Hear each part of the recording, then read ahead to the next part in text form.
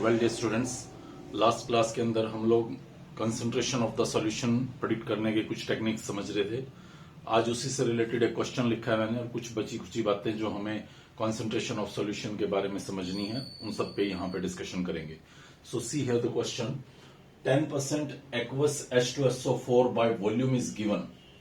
एक volume percentage आपको given H2SO4 का, उसका डेंसिटी भी बता रखा है, आपको मास परसेंट कैलकुलेट करना है, मोलैरिटी और मोलैलिटी कैलकुलेट करनी है और मोल फ्रैक्शन दोनों कंपोनेंट्स का इस सॉल्यूशन के अंदर कैलकुलेट करना है। तो फर्स्ट ऑफ ऑल आप क्या करेंगे, आप सबसे पहले जो आपको गिवन है उसका मीनिंग आप प्रेडिक्ट करें। This is by volume, means 10 gram H2SO4 present in 100 millilitre solution. ये आपके पास स्टेटमेंट के अंदर गिवन है। इसके अलावा आपको डेंसिटी गिवन है, तो डेंसिटी की हेल्प से आप इस सॉल्यूशन का मास प्रेडिक्ट कर सकते हैं। डेंसिटी सॉल्यूशन की गिवन है, वॉल्यूम सॉल्यूशन का पता है, तो मास निकालना आपके लिए ज्यादा मुश्किल बात नहीं रहेगा। तो मास आपका हो जाएगा डेंसिटी इंटू वॉल्यूम। सो डेंसिटी गिवन है, वॉल्यूम गिवन है, तो आप इसको कैलकुलेट करें 134 ग्राम। ये आपके पास मास होगा सॉल्यूशन का।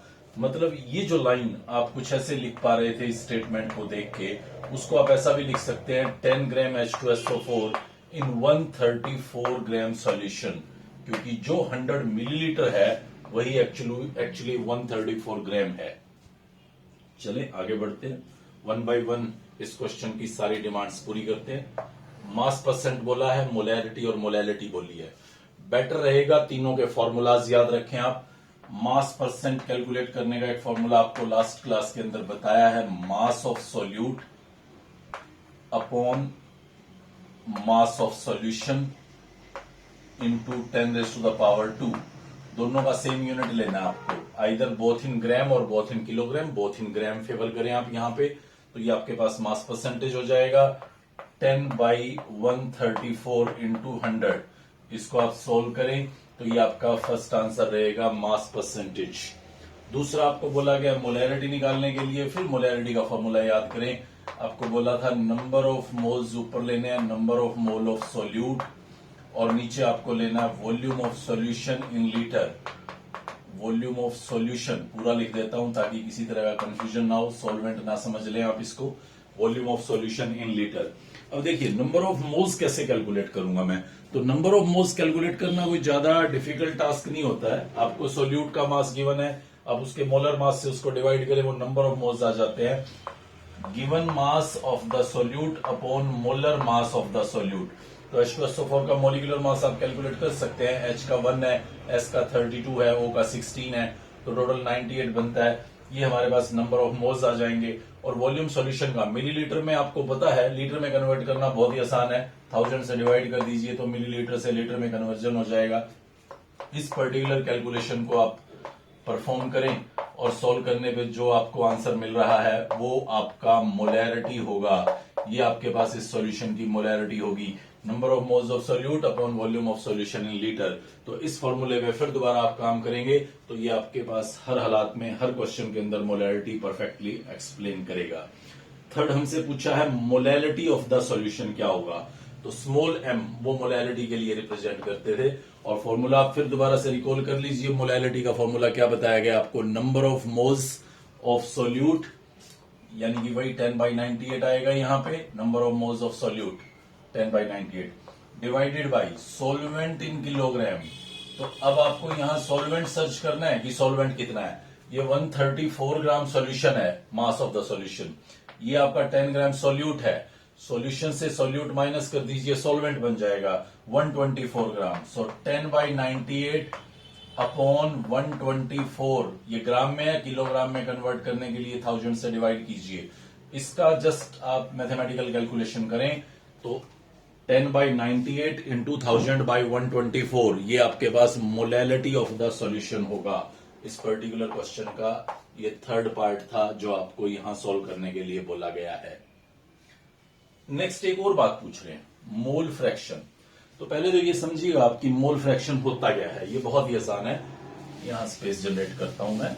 मोल फ्रैक्शन क्या है, दो कंपोनेंट है आपके पास, किसी एक कंपोनेंट का मोल फ्रैक्शन आपको निकालना है, तो वो मोल फ्रैक्शन होगा number of moles of that component divided by number of moles of all the components which are present in the solution. दो ही कंपोनेंट है तो एक के number of moles divided by दोनों कंपोनेंट्स के नंबर ऑफ मोल्स, ये मोल fraction of ए है. Similarly मुझे मोल फ्रैक्शन ऑफ बी निकालना हो तो number of moles of B divided by number of moles of all the component. मुझे ये भी याद रखना होगा कि एक सॉल्यूशन में जितने भी कंपोनेंट्स होते हैं उन सबके मोल फ्रैक्शन का सम 1 होता है. तो क्योंकि यहाँ पे दो ही कंपोनेंट है, binary solution most of the time हम डील कर रहे हैं, दोनों के मोल फ्रैक्शन का सम 1 होगा. लाइक मुझे मान लीजिए मोल फ्रैक्शन ऑफ H2SO4 यहां कैलकुलेट करना है तो मैं लूंगा सबसे पहले number of moles of H2SO4 और नंबर ऑफ मोल्स होंगे 10/98 divided by number of moles of H2SO4 again 10/98 plus number of moles of water. Water कितना था? सोलवेंट वाटर है, एक्वस सॉल्यूशन लिखा हुआ है, अंडरस्टूड है वाटर होगा. 124 ग्राम सोलवेंट हमने यहां प्रेडिक्ट किया था, उस 124 ग्राम के नंबर ऑफ मोल्स निकालिए आप. वाटर का मोलर मास 18 होता है और इस पर्टिकुलर कैलकुलेशन को पूरा कीजिए. हम कैलकुलेशन पर टाइम स्पेंड नहीं करेंगे, ये जस्ट सिंपल मैथमेटिक्स है, आप इसको यहां परफॉर्म करें. ये मोल फ्रैक्शन ऑफ H2SO4 होगा. और अगर आपको दूसरे कंपोनेंट का मोल फ्रैक्शन निकालना है, वाटर का मोल फ्रैक्शन निकालना है, तो क्योंकि दोनों के मोल फ्रैक्शन का सम 1 होगा तो 1 minus mole fraction of H2SO4 आप कीजिएगा, ये आपके पास मोल फ्रैक्शन ऑफ वाटर आ जाएगा, जो नेक्स्ट पॉइंट आपसे यहां पूछ रखा है. एक और बहुत इंपॉर्टेंट बात है, यहां पे मैं इसी न्यूमेरिकल के दौरान समझा देता हूं आप लोगों को कि हमारे पास जो सॉल्यूशन की कंसंट्रेशन को रिप्रेजेंट करने के इतने सारे तरीके हैं, like mass percent, volume percent, molarity, molality, normality, mole fraction, which one is favoured? आप किसको फेवर करेंगे? सी, जो चेंज ना हो, जो हमें परफेक्ट रिजल्ट्स दे, हम उसी के साथ जाना चाहेंगे. वैसे सॉल्यूशन यूज करते हुए मोलैरिटी के साथ कैलकुलेशन ज्यादातर आसान रहती हैं, बट मोलैरिटी के साथ प्रॉब्लम यह है कि वो टेम्परेचर के साथ चेंज होता है. अगर आप टेम्परेचर को बढ़ाएंगे तो वॉल्यूम बढ़ेगा, वॉल्यूम बढ़ेगा तो मोलैरिटी घटेगी. हालांकि हमेशा ऐसा नहीं होता, समटाइम कुछ दूसरा मतलब घट भी सकती है, बट आप ये डेफिनेट मान के चलें कि टेम्परेचर बदलने से मोलैरिटी के अंदर चेंज आता है. मोलैलिटी के अंदर कोई चेंज नहीं आता. आप उन सबके फॉर्मूलाज पे जाके देखें, जैसे यहां पे अभी लिखा हुआ है आपके पास, ये मोलैलिटी का फॉर्मूला है, आप इसको फोकस करें. यहां वॉल्यूम आ रहा है, वॉल्यूम टेम्परेचर के साथ चेंज होता है. जबकि यहां मोलैलिटी के अंदर आप देखेंगे तो यहां मास है, नंबर ऑफ मोल्स है, रादर एक क्वांटिटी है, एक नंबर है, टेम्परेचर से कोई चेंज नहीं होने वाला. मास है, वो भी टेम्परेचर से चेंज नहीं होने वाला. मतलब मोलैलिटी में टेम्परेचर का कोई इफेक्ट नहीं है, उसमें कोई बदलाव नहीं आता. आप 10 डिग्री पे सॉल्यूशन रखें, 20 पे, 30 पे, 40 पे, मोलैलिटी अनचेंज्ड रहेगी, बट मोलैलिटी में टेम्परेचर के साथ चेंज आएगा. सिमिलरली मास परसेंटेज देखें आप, मास परसेंटेज में भी किसी तरह का कोई चेंज नहीं आता टेम्परेचर बदलने पे, बट वॉल्यूम परसेंटेज अगर आप देखेंगे तो वो बदलता है, क्योंकि वॉल्यूम परसेंटेज में यहां वॉल्यूम ऑफ सॉल्यूशन लिया जाता है, और वॉल्यूम ऑफ सॉल्यूशन जब आप यहां पे लेते हैं तो वॉल्यूम टेम्परेचर के साथ बदल सकता है. मतलब टेम्परेचर के साथ जो मास परसेंट है वो नहीं बदलेगा, बट वॉल्यूम परसेंटेज आपका बदलता है. एंड सिमिलरली मोल फ्रैक्शन पे जाके देखें, सिर्फ नंबर ऑफ मोल्स हैं, नंबर्स पे कोई असर नहीं होने वाला टेम्परेचर का. यानी कि टेम्परेचर के साथ मोल फ्रैक्शन नहीं बदलता, मोलैलिटी नहीं बदलती, मास परसेंटेज नहीं बदलता. बट अगर आप मोलैलिटी को ऑब्जर्व करें, वॉल्यूम परसेंटेज को ऑब्जर्व करें या नॉर्मेलिटी को ऑब्जर्व करें तो वो डेफिनेटली बदलती है. तो हम यहां पे अभी जस्ट इसी क्वेश्चन के अंदर ही एक और पॉइंट को यहां समझने की कोशिश करेंगे, and that point is normality of the solution. Normality actually number of equivalents या नंबर ऑफ ग्राम इक्विवेलेंट्स होते हैं जो आप डिसोल्व करते हैं 1 लीटर सॉल्यूशन के अंदर. डिसोल्व इन 1 लीटर सॉल्यूशन या डिसोल्व पर लीटर ऑफ सॉल्यूशन आप बोलें तो आपके पास नॉर्मेलिटी आती है. जैसे सपोज कीजिए मैंने 98 ग्राम H2SO4 लिया और मैंने यहां पे पानी डाला और टोटल सॉल्यूशन 1 लीटर फ्रेम कर दिया. ये 1 लीटर सॉल्यूशन बना लिया मैंने. तो जैसे मोलैरिटी में मैं कहता था कि इस 1 लीटर सॉल्यूशन में देख लो आपने कितने मोल्स डाले हैं, वो मोलैरिटी है. तो आप एक बार जाके देखिए, 98 ग्राम H2SO4 1 मोल होता है, मोलर मास ही 1 मोल के बराबर होता है. तो 1 मोल मैंने 1 लीटर सॉल्यूशन में डाला हुआ है, तो मैं बोल दूंगा कि इसकी मोलैरिटी 1 है. लेकिन अब मुझसे बोला गया कि नॉर्मेलिटी बताओ, तो आप मुझे ये बताइए कि मैंने कितने नंबर ऑफ इक्विवेलेंट्स डाले हैं H2SO4 के, वो उसकी नॉर्मेलिटी को रिफ्लेक्ट करेगा. तो ये नंबर ऑफ इक्विवेलेंट्स क्या है? तो जैसे नंबर ऑफ मोल्स निकालने का फॉर्मूला होता है, ऐसे ही नंबर ऑफ इक्विवेलेंट्स या नंबर ऑफ ग्राम इक्विवेलेंट्स निकालने का फॉर्मूला होता है, और वो होता है मास अपॉन इक्विवेलेंट मास. जैसे नंबर ऑफ मोल्स के लिए मैं बोल रहा था मास अपॉन मोलर मास, यहां पे हो जाएगा मास अपॉन इक्विवेलेंट मास. तो मास तो आपको पता है 98 है जो आप डाल रहे हैं। इक्विवेलेंट मास इसका कितना है? बाई चांस मोलर मास भी 98 था तो मोलैरिटी 1 आ गई थी, नंबर ऑफ मोल्स 1 आ गए थे, बट इक्विवेलेंट मास 98 नहीं है। तो कितना है इक्विवेलेंट मास? इक्विवेलेंट मास होता है इसका 49। ये मुझे कैसे पता चले कि इक्विवेलेंट मास 49 है? तो सी, किसी भी एसिड के लिए बहुत ही आसान है, molar mass divided by n factor.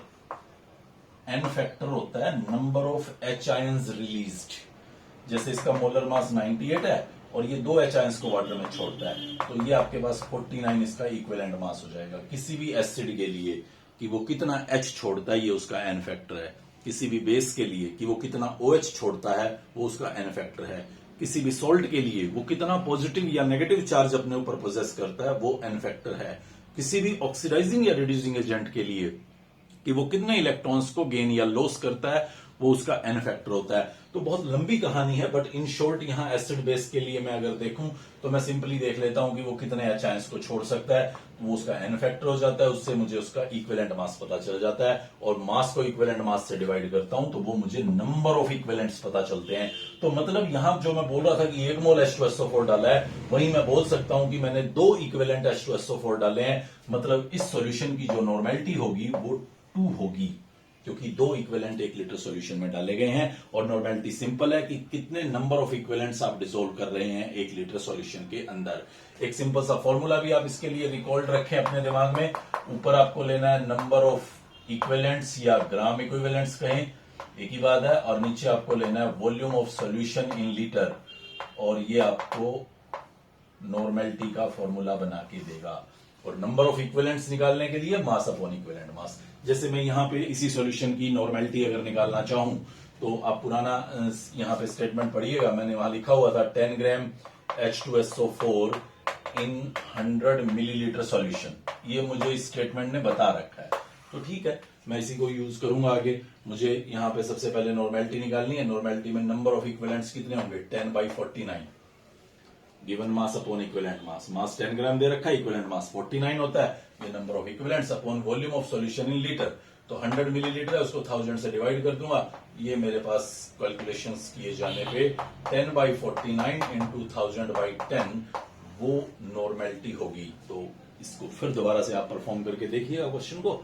अगर किसी तरह की दिक्कत लगेगी तो प्रैक्टिस से दूर हो जाएगी, बट आई थिंक ज्यादा एग्जांपल नहीं मिलेंगे यहाँ इस चैप्टर के अंदर जहां आपको इक्विवेलेंट मास पे, हालांकि बहुत लंबा टॉपिक हो सकता है इक्विवेलेंट मास कैलकुलेट करना, बट हम लोगों को अपना सॉल्यूशन के हिसाब से अगर समझना है तो बस इतना ही देखना है कि एसिड और बेस में जो एन फैक्टर है वो नंबर ऑफ आयोनाइजेबल H या आयोनाइजेबल OH से हम लोग प्रोडिक्ट कर सकते हैं। फर्स्ट क्वेश्चन को देखें, काफी आसान सा सवाल दिख रहा है। 10% aqueous HCl by volume given है, मोलैरिटी निकालनी है। तो मैं सीधा मोलैरिटी के फॉर्मूले पे जा रहा हूं। ऊपर लूंगा मैं नंबर ऑफ मोल्स सोल्यूट के, और नीचे मैं लूंगा वॉल्यूम ऑफ सॉल्यूशन लीटर में। ये चीजें मेरे दिमाग में सेटल्ड हैं। 10% एक्वस HCl बाई वॉल्यूम का मतलब निकालता हूं, वो होगा 10 ग्राम HCl इन 100 मिलीलीटर सॉल्यूशन। ये उस लाइन का मतलब है जो वेरी फर्स्ट मैंने अंडरलाइन की है। तो यहाँ पे नंबर ऑफ मोल्स HCl के निकालूंगा 10/36.5, ये नंबर ऑफ मोल्स हो जाएंगे, और वॉल्यूम ऑफ सॉल्यूशन लीटर में 100/1000। तो इसको अगर मैं आगे सॉल्व करता हूं तो ये 10/36.5 इंटू 1000/100। इसको सारे को आप सॉल्व कीजिएगा तो अभी मैं एग्जैक्टली तो कैलकुलेट नहीं करना चाहूंगा, यहाँ 2.8 m के आसपास आ जाएगा। जो आए देखना, मैथमेटिक्स अपना चेक कीजिएगा। अभी मैं आगे क्वेश्चन पे चलता हूं। ये मैंने मोलैरिटी निकाल दी जो उसने पहला पॉइंट पूछा था। अगले पॉइंट पे वो बोल रहा है what volume of this solution is required to obtain this much. भाई इस सॉल्यूशन का कितना वॉल्यूम मैं लूं कि मुझे ये सॉल्यूशन 50 ml 0.5 मोलर बन जाए। तो देखिए, मैं आपको एक बात लास्ट लेक्चर में बता के आया कि ये 2.8 मोलर की, चाहे आप 1 ड्रॉप लें, 1 ml लें, 10 ml लें, 10 लीटर लें, 100 लीटर लें, मोलैरिटी में कोई बदलाव नहीं होने वाला। मोलैरिटी वही रहेगी, वो क्वांटिटी पर डिपेंड नहीं करती। वो एक इंटेंसिव प्रॉपर्टी है, वो क्वांटिटी पे बेस नहीं है कि आप उसका 1 ml लेंगे तो मोलैरिटी कुछ अलग होगी और 5 ml लेंगे तो कुछ अलग होगी। आपने उसका x ml लिया, x ml वॉल्यूम लिया, and remember the equation m1v1 is equal to m2v2। आपने x ml लिया जिसकी मोलैरिटी 2.8 है। अब आप चाहते हैं उसकी मोलैरिटी हो जाए 0.5 और उसका वॉल्यूम हो जाए 50, तो ये x आपको कितना लेना होगा? 0.5 इंटू 50/2.8। इसको सॉल्व करें, मिलीलीटर के अंदर अपने आंसर को रिपोर्ट करें, क्योंकि ये वॉल्यूम मिलीलीटर में है तो ये भी मिलीलीटर में लेना होगा। तो x मिलीलीटर आपको इस पर्टिकुलर सॉल्यूशन का वॉल्यूम लेना होगा, उसमें एनफ वाटर डालना होगा कि आपका सॉल्यूशन 50 ml बन जाए। ये आपके पास x ml आंसर होगा, जो यहां पे दूसरा पॉइंट पूछा गया है। नीचे देखें, बहुत ही आसान क्वेश्चन है। What mass of NaOH is required to get 250 ml aqueous solution having molarity. फिर दोबारा मोलैरिटी दी आपको, एक बार फिर आप इसी फॉर्मूले पे जाएंगे, इसी फॉर्मूले पे जाइए। मोलैरिटी आपको दे रखी है 0.5, ऊपर आपको मास निकालना है NaOH का। मोलर मास आपको पता है उसका 40 होता है, तो ये नंबर ऑफ मोल्स हो जाएंगे। नीचे आपको लेना है volume of solution in litre, तो 250 मिलीलीटर गिवन था, उसको लीटर में कन्वर्ट कर दीजिए और इसको सॉल्व कीजिए। ये आपके पास m mass of the NaOH required होगा। तो इस तरह से इस फर्स्ट टॉपिक पे आप अपना पूरी तरह से कमांड करें। ये बहुत ही इंपॉर्टेंट टॉपिक रहेगा, जो आने वाले टॉपिक्स में लाइक हम लोग इस सॉल्यूशन में कोलिगेटिव प्रॉपर्टीज को डिस्कस करेंगे, तो वहां पे भी न्यूमेरिकल सॉल्व करने में मोलैरिटी और मोलैरिटी का बहुत ज्यादा कॉन्ट्रीब्यूशन रहेगा। तो इस दोनों टाइप के जितने भी एनसीईआरटी का आपके क्वेश्चंस दिखते हैं, आप उन सब पे बहुत अच्छे से काम करें। हम लोग नेक्स्ट टॉपिक की तरफ आगे बढ़ रहे हैं, और नेक्स्ट जो हमारे पास यहाँ पे टॉपिक है इस पर्टिकुलर चैप्टर के अंदर, बहुत ही छोटा टॉपिक है, that is regarding the solubility of solutes in solutions. So solubility of solid in liquid and solubility of gas in liquid, ये दो बातें हमें यहाँ पे समझने की कोशिश करनी है। फर्स्ट ऑफ ऑल देखिए, solubility of solid in liquid क्या है। 100 ml लिक्विड को पूरी तरह से किसी एक सॉल्यूट से सैचुरेट करने के लिए आपको जो अमाउंट रिक्वायर्ड है, वो उस सॉल्यूशन की या उस सॉल्यूट की सॉल्यूशन में सोल्यूबिलिटी है। लाइक आपके पास कोई भी एक सॉल्यूट है, आपने x ग्राम लिया, एक पर्टिकुलर टेम्परेचर पे 100 ml लिक्विड को आप उस सॉल्यूट से सैचुरेट करना चाहते हैं, तो वो x ग्राम आपके पास उसकी सोल्यूबिलिटी रहेगी। ये सोल्यूबिलिटी कई फैक्टर्स पर डिपेंड करती है। जैसे एक पहला फैक्टर है जो मोस्ट इंपोर्टेंट रहेगा, और वो है nature of solute and solvent, कि जो आप सोल्यूट एंड सॉल्वेंट यहां पे ले रहे हैं, उन दोनों का कैसा नेचर है। मींस क्या दोनों एक जैसे फोर्स ऑफ अट्रैक्शन के साथ बने हुए हैं, दोनों में अफेक्शन है, या दोनों में हाइड्रोफोबिक टाइप का अट्रैक्शन मींस फोबिया है, एक दूसरे में मिसिबल नहीं है। तो ये कई सारे फैक्टर्स कई तरह से हम लोग यहाँ पर डिस्क्राइब करने की कोशिश करेंगे, जिसमें हम नेचर किस तरह से अफेक्ट करता है सोल्यूबिलिटी को, उसको समझने की कोशिश करते हैं। सी है, मेरे पास दो सॉल्यूट है, एक NaCl है और एक नेफ्थलीन है। अब NaCl मुझे पता है आयनिक कंपाउंड होता है, और आयनिक कंपाउंड पानी में बहुत अच्छे से सॉल्यूबल रहते हैं। तो अगर मैं NaCl को वाटर के अंदर डालूंगा तो वो बहुत अच्छा डिसॉल्व कर रहा होगा, आयनिक कंपाउंड बहुत ही बढ़िया से सॉल्यूबल है। जबकि नेफ्थलीन एक ऑर्गेनिक कंपाउंड है जो वाटर में बिल्कुल भी सॉल्यूबल नहीं होता। हाँ, बेंजीन के अंदर बहुत अच्छा सॉल्यूबल होता है। तो मैं नेफ्थलीन को देख रहा हूं, वो बेंजीन में बहुत अच्छा सॉल्यूबल है, बट NaCl बेंजीन में सॉल्यूबल नहीं है। जबकि NaCl वाटर में बहुत अच्छा सॉल्यूबल है, बट बेंजीन में सॉल्यूबल नहीं है। मेरे पास एक पर्टिकुलर अल्कोहल है, let me right it, propane 1-ol। ये थोड़ा बहुत वाटर के अंदर भी सॉल्यूबल है, थोड़ा बहुत बेंजीन के अंदर भी सॉल्यूबल है। बहुत अच्छा नहीं कह सकता मैं, बट स्टिल सॉल्यूबल है। सो अगर मैं आयनिक कंपाउंड को देख रहा हूं, तो आयनिक कंपाउंड वाटर में बहुत ही अच्छे सॉल्यूबल रहते हैं। लाइक डिसॉल्व्स लाइक, वाटर एक बहुत ही हाईली पोलर कंपाउंड मैं कह सकता हूं, तो आयनिक कंपाउंड को डिसॉल्व करने के लिए जाना जाता है। आयनिक कंपाउंड भी पोलैरिटी का ही एक एक्सट्रीम सिचुएशन होता है, तो वाटर के अंदर आयनिक कंपाउंड बहुत ही अच्छे से सॉल्यूबल रहते हैं। ऑर्गेनिक कंपाउंड्स क्योंकि जनरली नॉन पोलर होते हैं, तो इसलिए वो वाटर के अंदर डिसॉल्व नहीं करते। हाँ, अगर ऑर्गेनिक कंपाउंड पोलर हैं और पोलैरिटी भी कुछ ऐसी कि उनमें हाइड्रोजन बॉन्डिंग टाइप का फोर्स ऑफ अट्रैक्शन पॉसिबल है, तो फिर वो डेफिनेटली सॉल्यूबल होते हैं। जैसे आप यहां पे देख पा रहे हैं CH3CH2OH, ये वाटर के अंदर सॉल्यूबल है due to the presence of this OH group, जो वाटर के साथ हाइड्रोजन बॉन्डिंग कर सकता है। अगर मैं यहाँ पे Cl लगा दूंगा तो ये पोलर जरूर है, बट वाटर में इनसॉल्यूबल है क्योंकि हाइड्रोजन बॉन्डिंग नहीं हो रही। और अगर मैं यहाँ पे CH3 लगा देता हूं, लाइक ब्यूटेन बना देता हूं उसको, फिर तो भूल ही जाओ आप, फिर तो वाटर में वो सॉल्यूबल है ही नहीं, जस्ट बिकॉज वाटर का और इनका कैरेक्टर बदलता गया। जो पहले अल्कोहल लिया एक्सट्रीम पोलर था, रादर हाइड्रोजन बॉन्डिंग हो सकती थी, तो वाटर के अंदर वो डिसॉल्व कर रहा था। जैसे ही मैंने यहां Cl बदला, पोलर रहा बट लेस पोलर हो गया, वाटर के अंदर सॉल्यूबल नहीं था। अब तो मैंने बिल्कुल एक नॉन पोलर कंपोनेंट बना दिया ब्यूटेन, तो ये तो वाटर में बिल्कुल भी डिसॉल्व नहीं करेगा। हाँ, आप बेंजीन में ट्राई कीजिए, बेंजीन में ये डिसॉल्व करेगा, बिकॉज बेंजीन भी नॉन पोलर और ये भी नॉन पोलर। जैसे नेफ्थलीन था, नॉन पोलर था, बेंजीन नॉन पोलर था, दोनों बहुत अच्छे मिसिबल थे। NaCl हाईली पोलर था, वाटर तो पोलर होता ही हमें पता ही है, तो ये काफी अच्छे से सोल्यूबल थे। जैसे हमसे कुछ क्वेश्चंस पूछ लेते हैं वो, तो एक कोई ऐसा नॉन पोलर स्पीसीज दे दिया, एक पोलर दे दिया, एक हाइड्रोजन बॉन्डिंग वाला दे दिया और एक आयनिक दे दिया, तो आप ध्यान रखिएगा कि आयनिक कंपाउंड्स वाटर में बहुत अच्छे सोल्यूबल हैं, बट ऑर्गेनिक सॉल्वेंट्स में बहुत ही कम सोल्यूबल रहते हैं, इनसोल्यूबल सा ही बिहेव करते हैं। जिन कंपाउंड्स में हाइड्रोजन बॉन्डिंग हो पा रही है, ऑर्गेनिक कंपाउंड्स, वो वाटर में सोल्यूबल होते हैं, प्रोवाइडेड उनके साथ लगी हुई ये कार्बन की चेन छोटी हो, 3 4 5 कार्बन तक। बस अगर आप 8 कार्बन की कोई चेन ले लें, लाइक ऑक्टेनॉल ले लें, और उसकी इंतजार करें कि वो वाटर में सोल्यूबल होगा, तो ये हिस्सा अपनी पूरी कोशिश करेगा, बट ये बहुत बड़ा हिस्सा हाइड्रोफोबिक होगा, जिसकी वजह से प्रैक्टिकली हमें ऑक्टेनॉल या इससे बड़े अल्कोहल्स पानी के अंदर इनसोल्यूबल अपीयर होंगे। हाँ, वो organic solvents like benzene, CS2 tetra carbon tetrachloride उनके अंदर सोल्यूबल रहेंगे।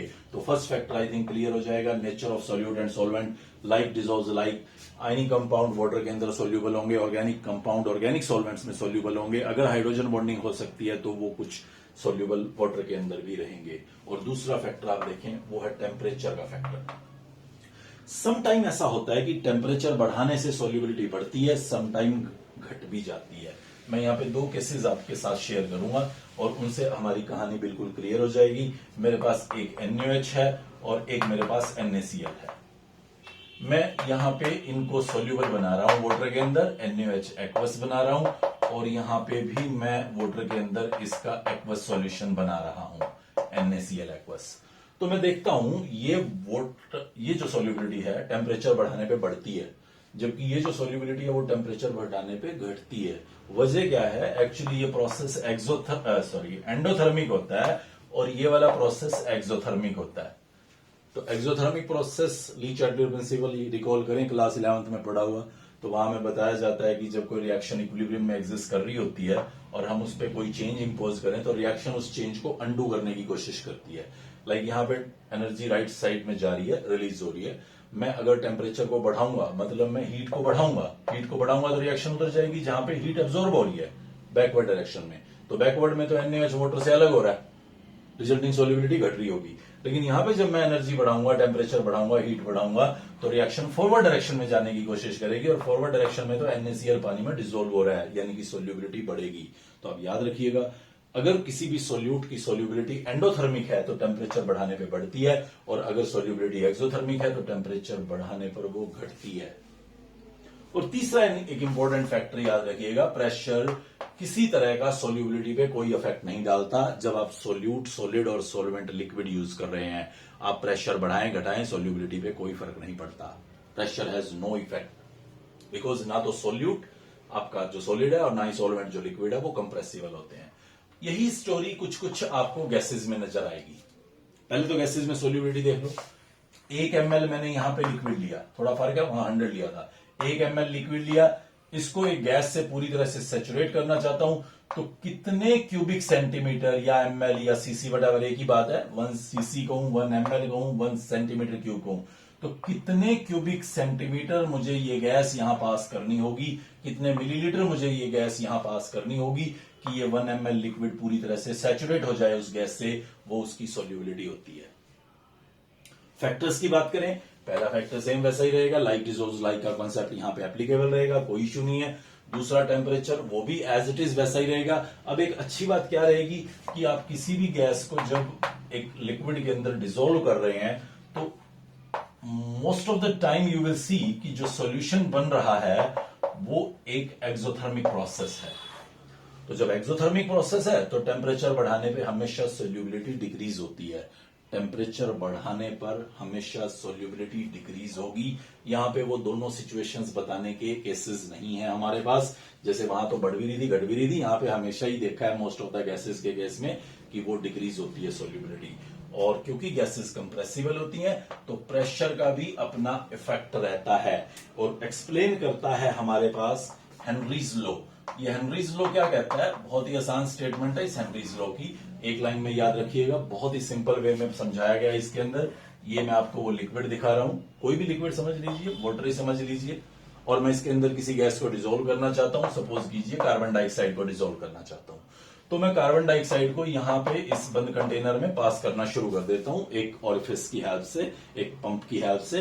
अब जैसे जैसे यहां कार्बन डाइऑक्साइड का प्रेशर बढ़ता जाएगा,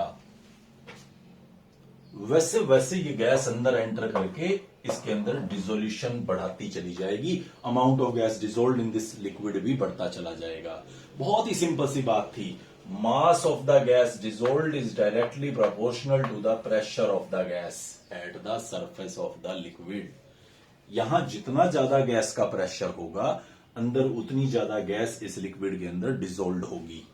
ये सिंपल सा हेनरीज लॉ है।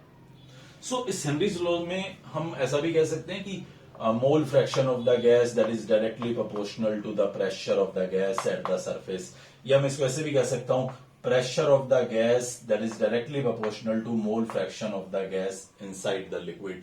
आप कहेंगे सर ये दो तीन बातें अलग अलग क्यों? देखो, अगर मैं ये स्टेटमेंट ऐसे कहता हूं तो उस टाइम पे मोल फ्रैक्शन ऑफ गैस हो जाएगा K इंटू पी, जहां पे K कांस्टेंट होगा, और मैं यहां पे कहता हूं तो P of the gas that is equal to K into mole fraction of gas, तो यहां पे भी एक कांस्टेंट हो जाएगा।